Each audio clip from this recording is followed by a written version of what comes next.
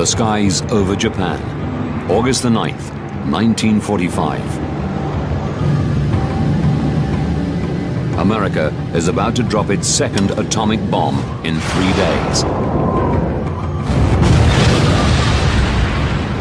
Within seconds, 30% of Nagasaki is flattened, and more than 40,000 people vaporized. 5 days later, Japan surrenders. This new superweapon is used twice to shorten the war and save American lives. That's the accepted story. But some are now challenging that history. The bomb was used, and therefore, no matter how horrible it was justified. This is a myth. Disasters don't just happen. They're triggered by a chain of critical events. Unravel the clues and count down those final seconds from disaster.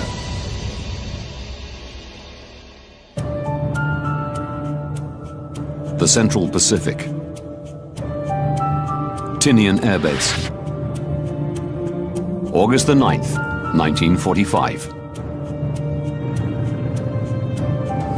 Sergeant William Barney and his colleagues from the 509th Composite Group are gathering for a top-secret bombing mission.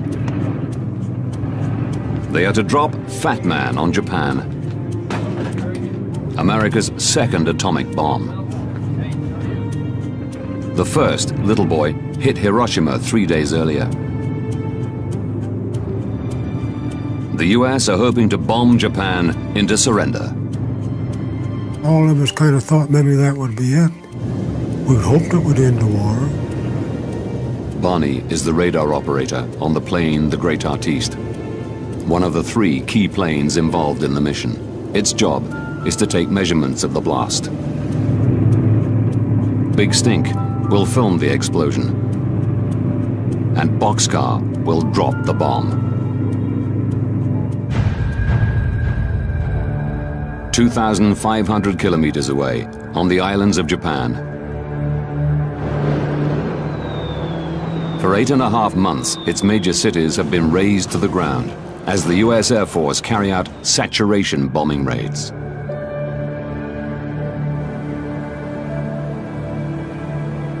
Across the country, families like Sakui Shimohira's are living in fear of the next attack.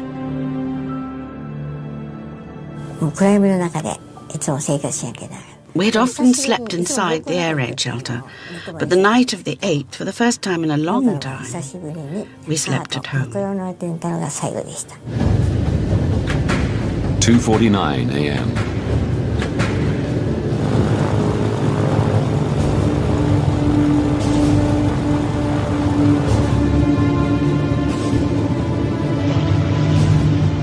B-29 Superfortress Boxcar takes off.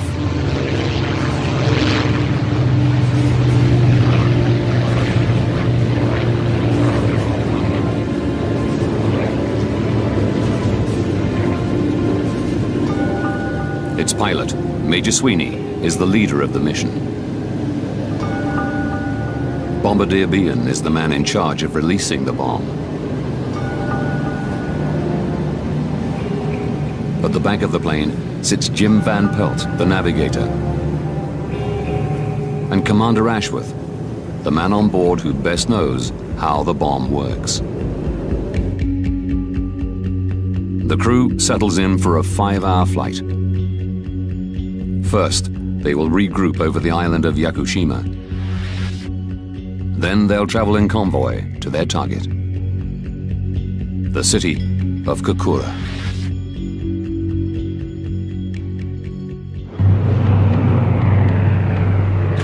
7:50 a.m.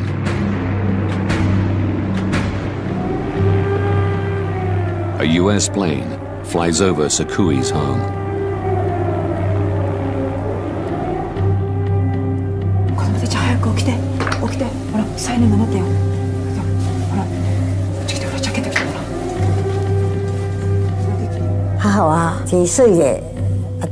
My mother quickly woke us all up and said, Hurry to the air raid shelter, we might be bombed. She told us, under no circumstances leave the shelter or come home.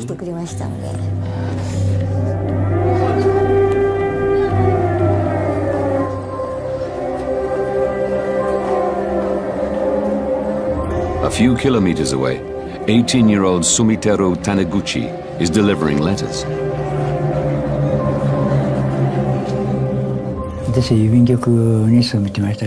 When you work for the post office, you couldn't stop working just because the air raid warning sounded. So I didn't take refuge at the shelter.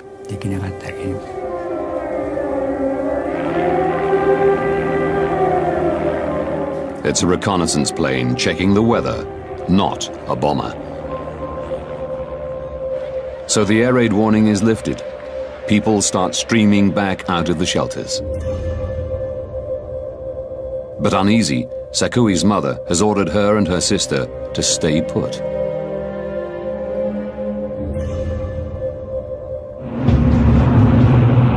"8:10 a.m.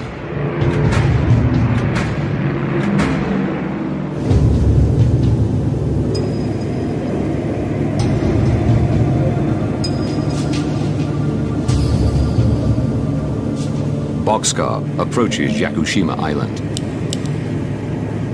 Approaching rendezvous point, Captain. Roger that, Jim. Beginning ascent on bombing altitude. Great Heart East arrives soon after. Boxcar was already there. The third plane had not showed up. The Big Stink is nowhere to be seen. Under strict orders to maintain radio silence, the crews can't contact the missing plane. They start circling. While we was there, we received the reports from our weather planes. The weather over Kokura is clear. The crew's orders are that the bomb should only be dropped if they get a visual on the target. So, they're good to go once Big Stink arrives. We got there and we waited. Theoretically, we were supposed to wait for 15 minutes. Meanwhile, 276 kilometers away, in Nagasaki, 10-year-old Sakui is still in the air raid shelter with her sister and nephew.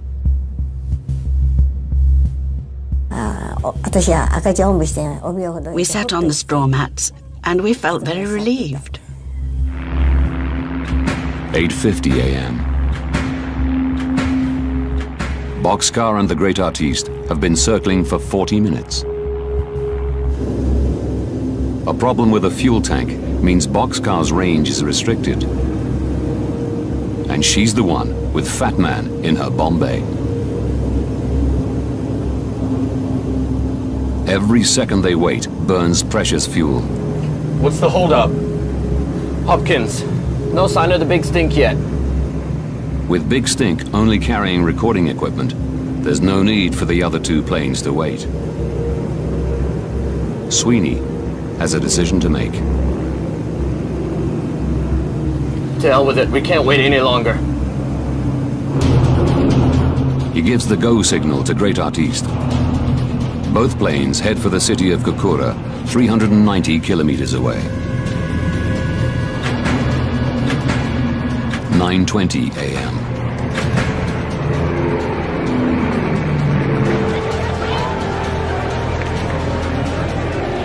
The two planes approach the city.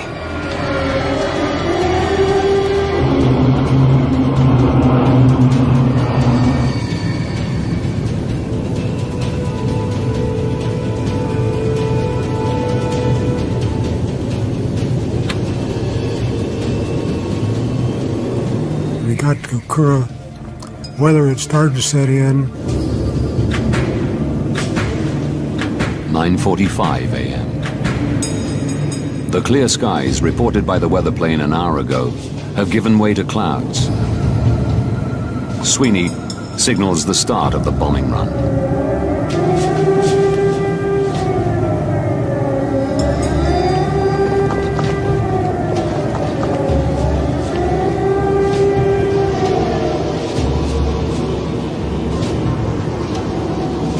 Target not visible.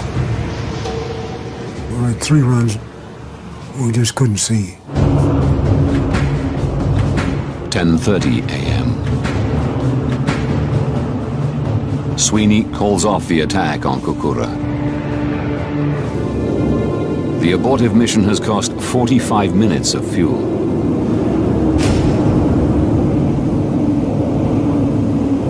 Jim, take us to secondary target, Nagasaki.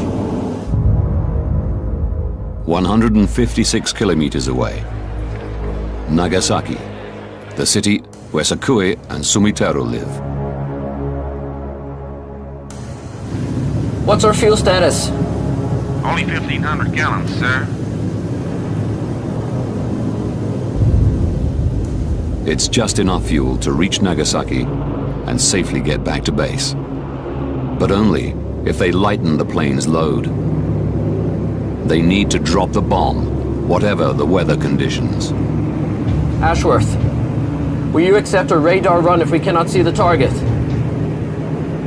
As the weaponeer, only Ashworth has the authority to switch to a radar drop.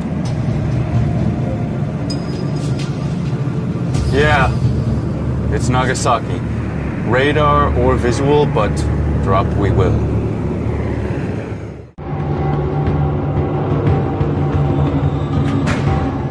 .56 a.m. Boxcar and Great Artiste arrive over Nagasaki. The bombers are spotted, but mistaken for US weather planes. No alarm is sounded, and the city's 270,000 people continue as normal.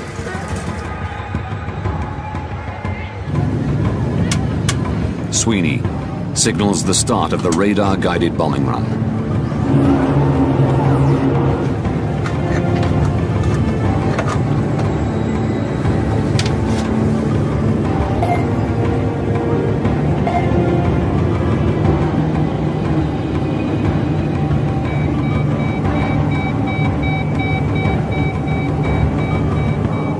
But just before the radar drop, I've got it. I can see the city. You own it, Behan. the crew switch to visual bombing.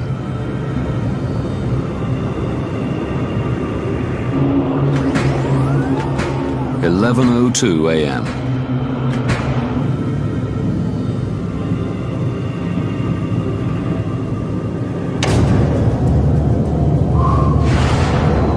Fat Man is dropped from 28,900 feet. The two planes immediately turn to escape the blast. I heard the roar of a plane. I thought it was strange because the air raid warning had been lifted. And just as I looked back,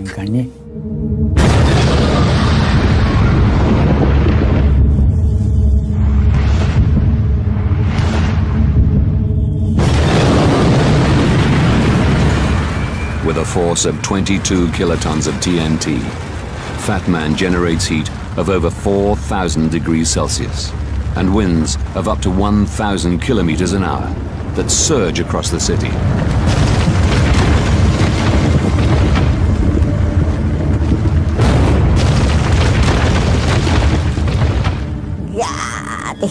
I let out a great scream. I only remember up to there.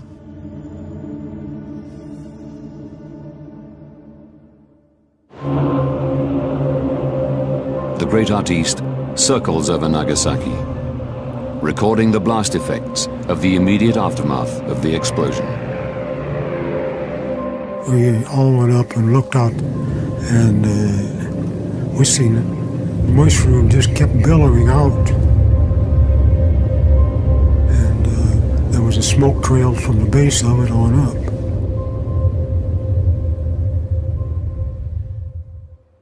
In Nagasaki, utter silence. 6.7 square kilometers of the city have been reduced to rubble. More than 40,000 men, women, and children are vaporized.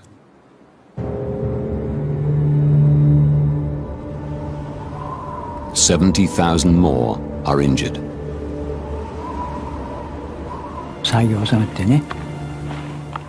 I got up and looked around. Everywhere I'd passed through, all the houses were destroyed. Only the last house I delivered post to was left.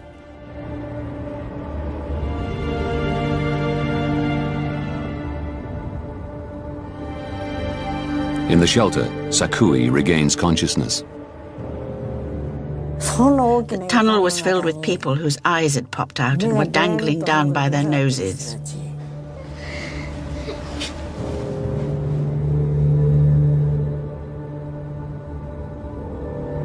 Somehow, Sakui's sister and nephew also survive. Her thoughts now turn to her mother.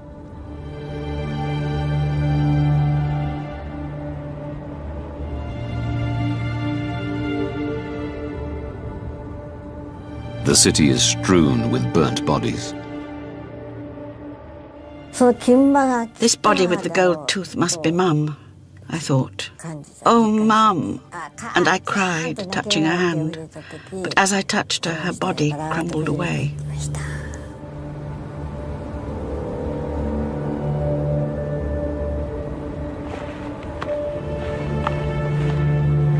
Sumitero looks for help. And as he walks, I looked at my hands, and the skin on my left arm, from the elbow to the fingers, was hanging down like rags. There was something black that stuck to my hands.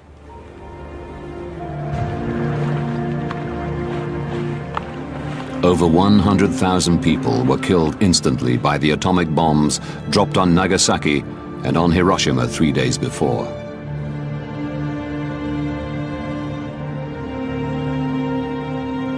In the following months and years, thousands more Japanese die from the radiation released during these attacks.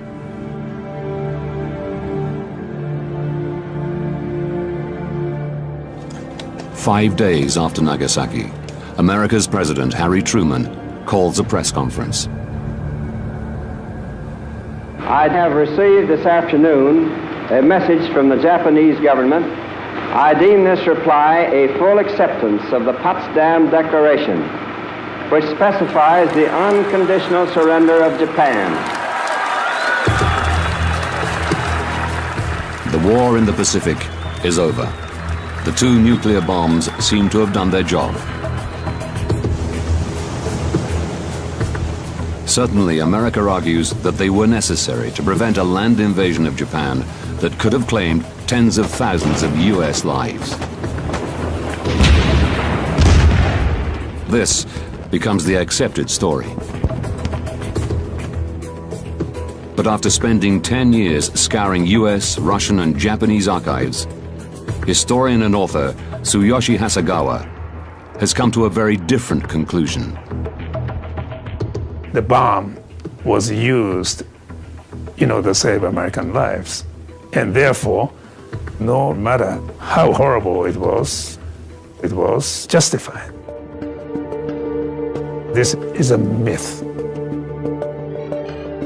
Now, by rewinding the events of those fateful weeks and going deep into the archives, we will uncover the true story of the bomb and its effect on the surrender of Japan and the end of World War II.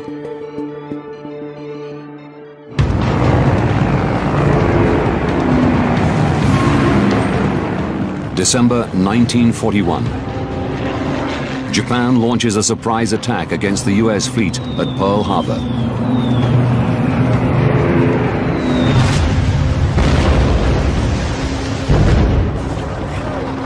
(2,402) US servicemen perish.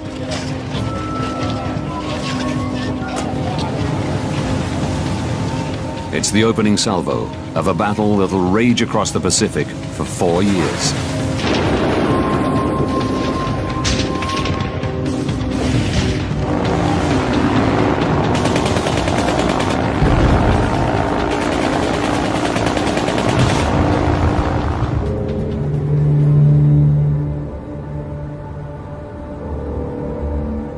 this war kills over 2 million Japanese soldiers and civilians,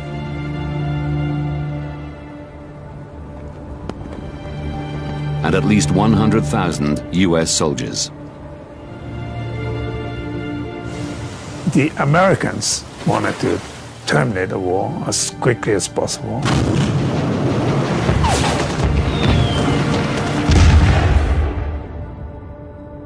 By the end of 1944, US forces had secured the Mariana Islands.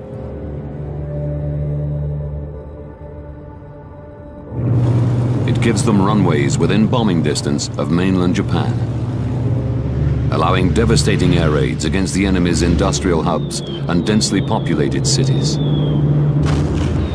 Over 60 of them are reduced to ashes. It's hoped this will force Japan into surrender. Instead, the Japanese pursue the strategy of Ketsu-go, total war. This Ketsu-go operation was a horrifying operation because it is designed to turn every soldier, every civilian into kamikaze.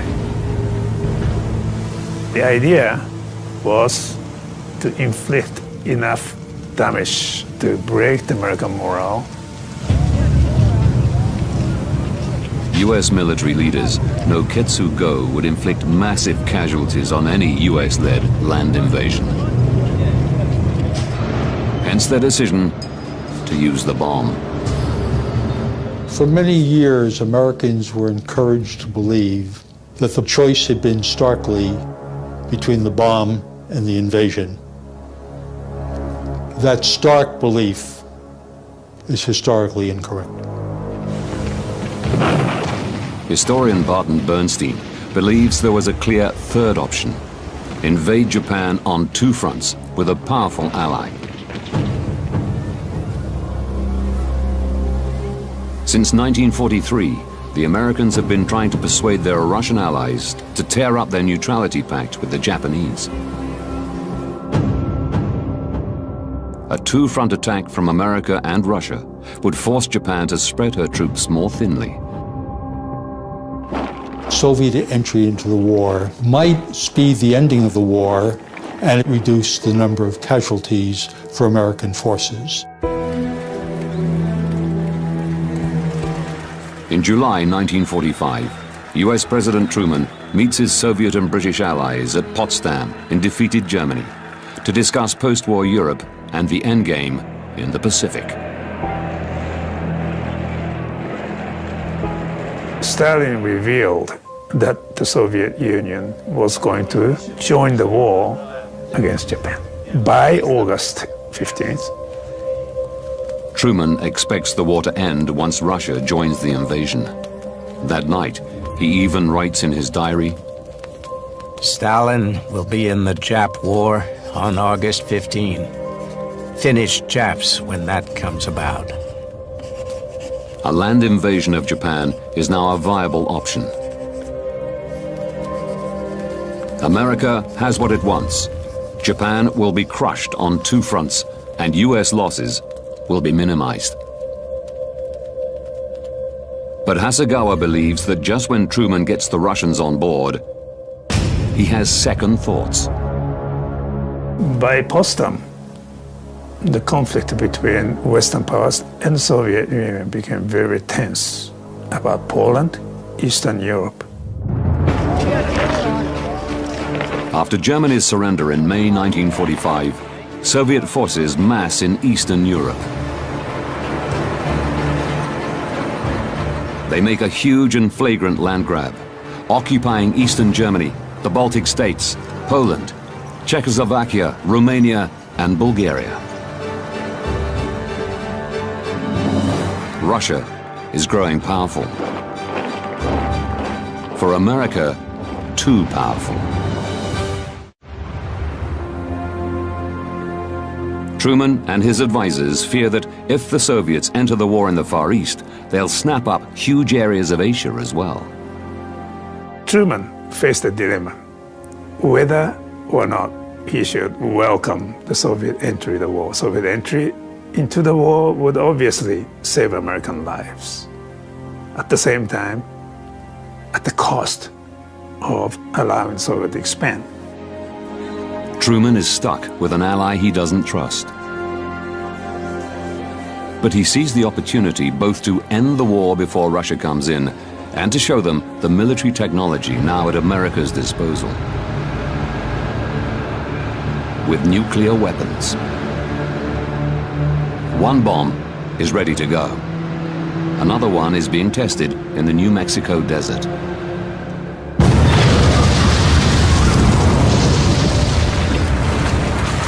On July the 21st, Truman receives the report on the test. The test was much more successful than they had ever expected. Truman was elated.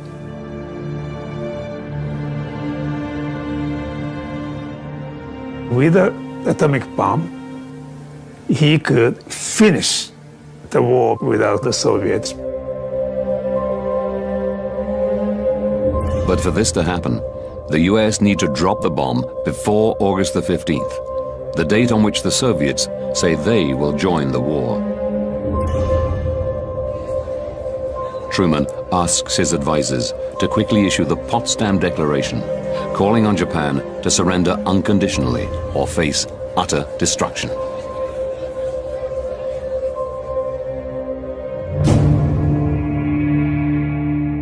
Japan's leaders ignore it. Now, there's a race between Soviet entry and atomic bomb.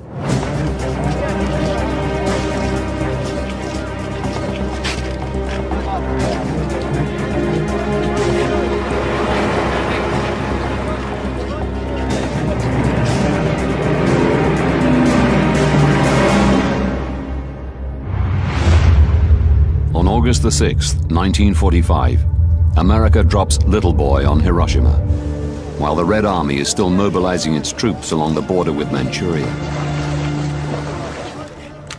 Stalin was shocked to learn the United States used the bomb so quickly. And so he thought, this is it. The atomic bomb would force Japan to surrender, and the game is over. And he was very depressed. Товарищ Сталин, телеграмма. Спасибо, Владимир. Stalin believes his goal of expanding the Soviet Empire into the Far East is over. But then he gets an urgent message from his foreign ministry. The Japanese want Soviet assistance. Japan is still continuing that policy of seeking Moscow's mediation to terminate the war. For Hasegawa, this message confirms that the Hiroshima bomb did not persuade Japan to surrender. For Stalin, this message is a lifeline. The Pacific War is not yet over.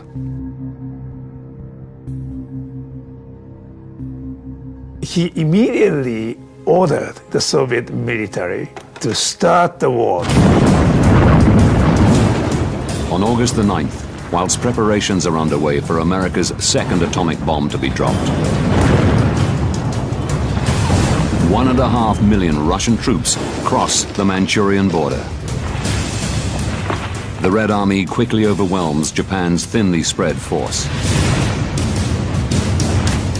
Within hours, the Japanese army abandons Manchuria's capital, Changchun. Japan's high command holds an emergency meeting in the bunker under the Imperial Palace. The Soviet entry into the war forced the Japanese policymakers to face the possibility of surrender.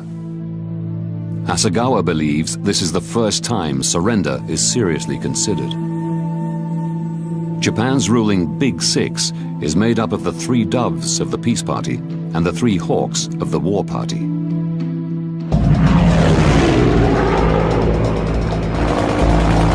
Despite having seen their navy destroyed, their air force decimated,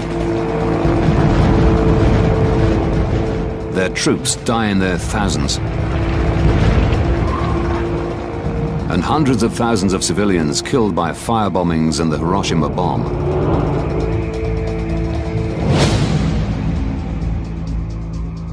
they have refused to surrender. Everybody had to sacrifice. If they were killed, well, that's too bad, but that's a part of the war. But the main obstacle for the Big Six is America's terms. Our demand has been, and it remains, unconditional surrender. They fear it will mean the end of their imperial dynasty, the embodiment of Japan's sovereignty and identity. They interpreted unconditional surrender as a destruction of the emperor system, and that they could not accept. The Big Six are desperate to retain the emperor and the imperial system. But the Hawks and Doves pursued different strategies to secure it. The war party plans to inflict so much damage on the Americans with Ketsu-go that they will compromise on their surrender terms. The Peace Party try to mediate for peace through the Russians. When the Soviets invade, both plans are crushed. Soviet entry into the war totally destroyed the hope of Peace Party to terminate the war through Soviet mediation. For the military, it destroyed the hope of carrying out the defense of Japan because they are not prepared to fight the Third Frontal War. Meanwhile, as the Red Army advances, Boxcar is airborne.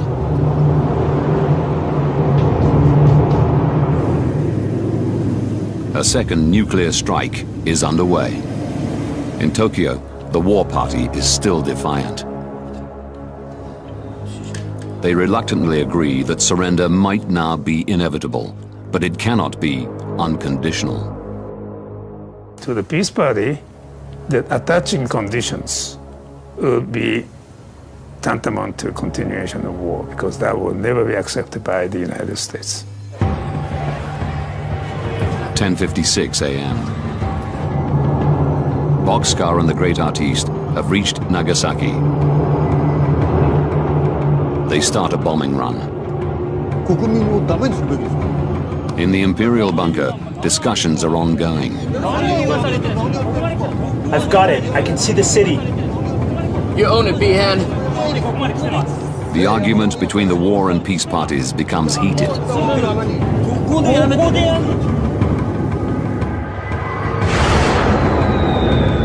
11:02 a.m.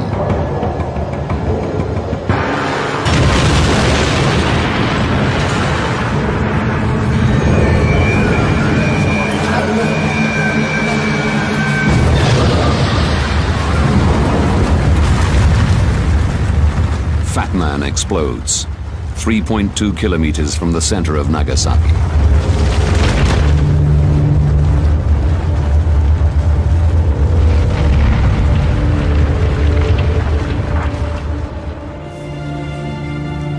"30 minutes later, news of the Nagasaki bombing reaches the high command.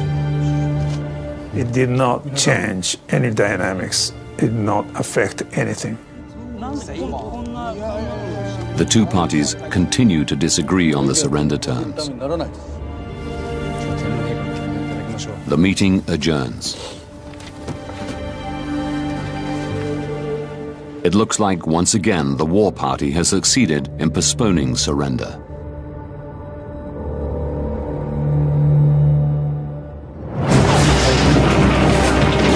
But Hasegawa discovers that the Soviet invasion has a huge impact on the Peace Party.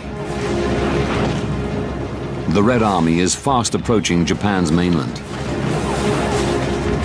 The Peace Party believe continuing the war is very likely to have devastating effects for the emperor system.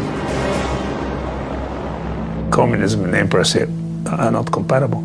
Under Soviet influence, the emperor system will be in peril.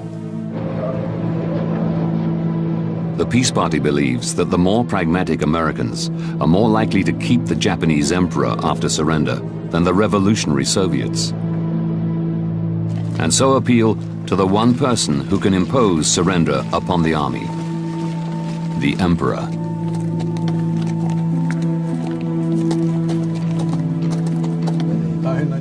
But persuading him to do it won't be easy.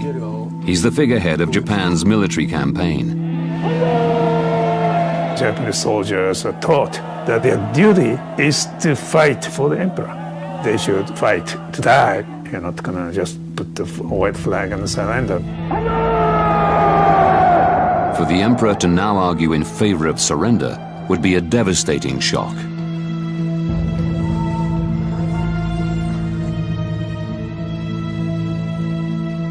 At 10 a.m. on August the 14th, the High Command reconvenes in the Imperial bunker.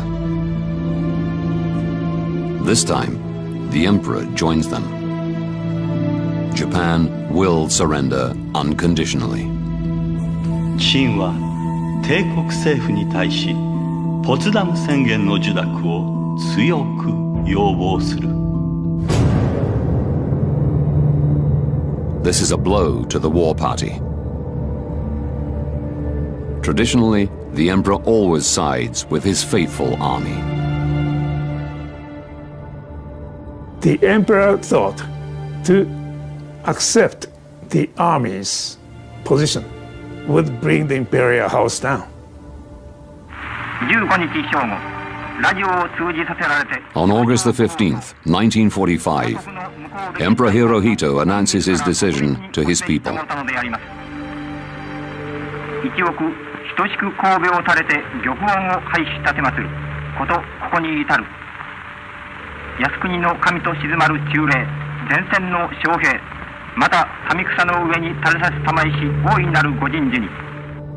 Hasegawa believes it's not the horror of the atomic bomb that leads to Japan's surrender, but the threat posed by the Soviet invasion.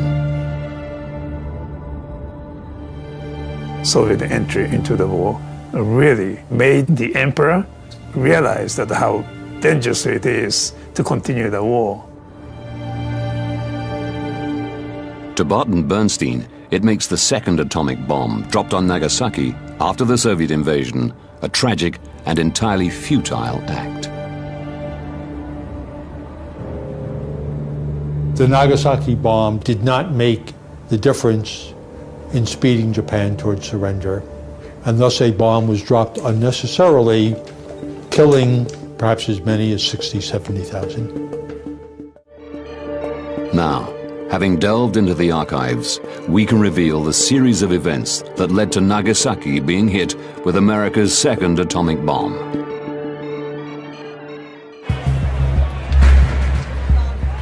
"19 days to disaster. Nagasaki is spared from America's deadly firebombings. While Sakui Shimohira and her sister sleep soundly, President Truman receives a report confirming that America have viable atomic weapons.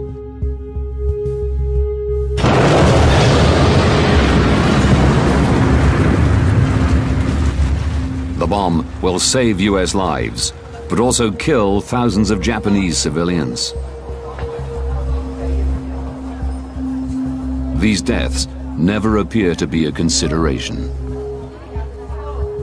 If we work through the archives, we cannot find a single time when Truman or Secretary of War Stimson or those closest to those two men ever raised the question, should the bomb be used? August the 6th, 1945. 3 days to disaster.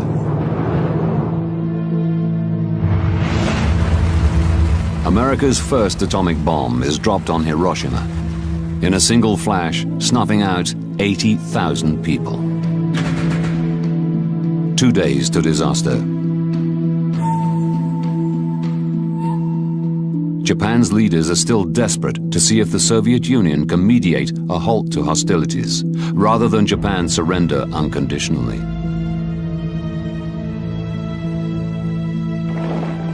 Preserving the imperial system is their top priority. Just as with the Americans, what is not taken into account is their own civilian population. As far as the army is concerned, civilians getting killed did not really matter. 12 hours to disaster. Russia rejects Japan's request for its mediation and declares war. 9 hours to disaster. Although another nuclear bomb now seems an irrelevance, the superfortress Boxcar takes off from Tinian Air Base, carrying Fat Man, a 4.9-ton nuclear device. Their targets, Kokura or Nagasaki. A horrific body count of innocents appears inevitable. But the US are more interested in testing their new weapon and maintaining an upper hand over the Soviets. By 1945, World War II had become virtually a total war in which the constraints and restraints against targeting non-combatants had been progressively eroded. After years of brutal fighting, any normal sense of humanity seems to have disappeared on all sides.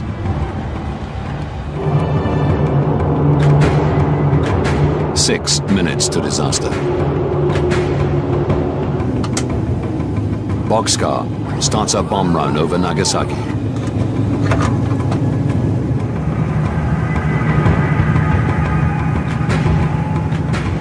Fat Man is released. 43 seconds later, at 11:02 a.m.,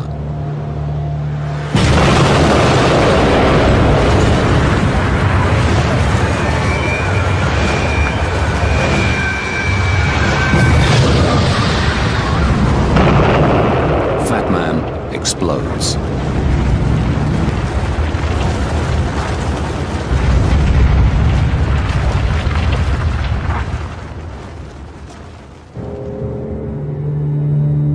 "40,000 die within seconds. Thousands more die of radiation poisoning.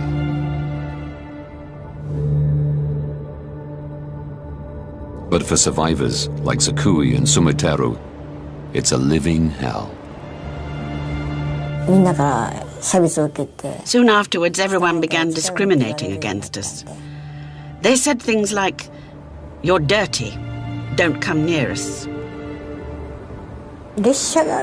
I stood on the train tracks 2 or 3 times, but I jumped back each time. I have to go on living, even if I'm alone.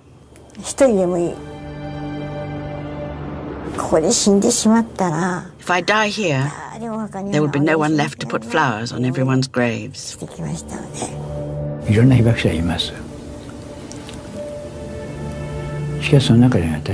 There's no one else like me. No one was directly hit, suffered such severe injuries, and spent 3 years and 7 months in hospital.